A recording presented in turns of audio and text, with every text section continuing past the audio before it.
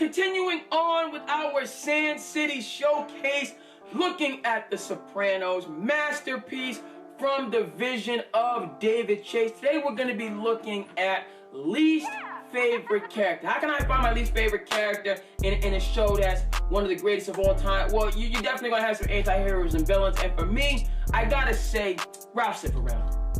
Ralph Cifaretto, even though I love Joe Pantoliano and what he brought to the show in terms of the swagger, in terms of the humor, in terms of the snark and snide, how he handled, where I'm going with this, folks, in terms of what happened with Jackie Jr., unforgivable. Okay, so, there's a lot of characters that do a lot of dirt, a lot of grime, and plenty to choose from, okay, and I would have loved to appreciate Ralphie.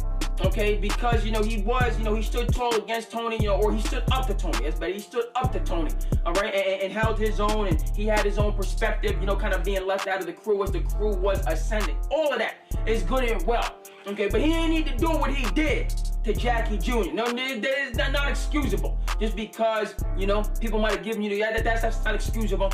So Ralph Cifaretto, for all that he brought to the show that was positive and good, okay. How he handled Jackie Jr., no. Okay, least favorite character. And in fact, point of fact is how Tony and Chris, how Tony had to get down, coming up in his house with Bogart, and how that eventually went, even though it was wrong, along with the many wrong things in the series. I felt no sympathy for Ralph. Okay, least favorite character in a great masterpiece, Ralph Cifaretto. Thoughts? We appreciate that. We will see you next time, folks.